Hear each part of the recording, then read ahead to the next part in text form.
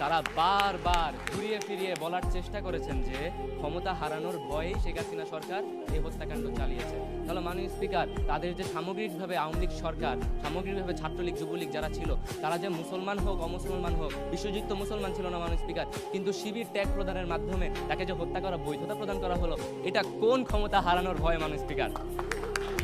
মাননীয় স্পিকার, 24-এর আন্দোলন আর 13 সালের আন্দোলন এক নয় মাননীয় স্পিকার। 24-এর আন্দোলনে তারা কোনো প্রকার শাহবাগ গঠন করতে পারেনি। তারা চেষ্টা করেছে এদেরকে শিবির ট্যাগ দেয়া, এদেরকে রক কাটা ট্যাগ দেয়া, কিন্তু ছাত্র সমাজ জানে যে এই ট্যাগিং এর খেলা অনেক আগে শেষ হয়ে গিয়েছে মাননীয় স্পিকার।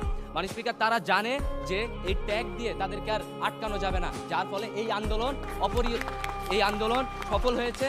কিন্তু 2013 সালের ইতিহাসটা আপনি যদি একটু দেখেন, আপনাদের কাছে আমি আবার প্রশ্ন করছি এবং যুক্তির খাতিরে বলছি যে কেন তারা শাহবাগ গঠনের মাধ্যমে এই হত্যাকাণ্ডগুলোকে বৈধতা প্রদান করলো, আর এই বৈধতা প্রদানের পর কেন কোনো রাজনৈতিক দল আন্দোলনে নামতে পারলো না? এটা কিন্তু আমার দলের অন্য নেতারা বলে গিয়েছেন যে তারা দলীয়ভাবে শক্তিশালী ছিল না, বরং তারা নিজেদের দলকে সুরক্ষিত কিংবা নিজেদের দলকে পুনর্গঠন করার লক্ষ্যে কাজ করে যাচ্ছিল। মাননীয় স্পিকার, এর মাধ্যমে আমরা প্রমাণ করতে সফল হয়েছি যে ক্ষমতা হারানোর ভয় শেখ হাসিনা সরকার এই হত্যাকাণ্ড চালায়নি, বরং তার ইসলাম বিদ্বেষী এবং ভারতের স্বার্থ রক্ষা এবং নিজেকে প্রমাণ করার ক্ষেত্রে এই হত্যাকাণ্ডগুলো চালিয়েছে। মাননীয় স্পিকার, ধন্যবাদ আপনাকে, ধন্যবাদ সকলকে।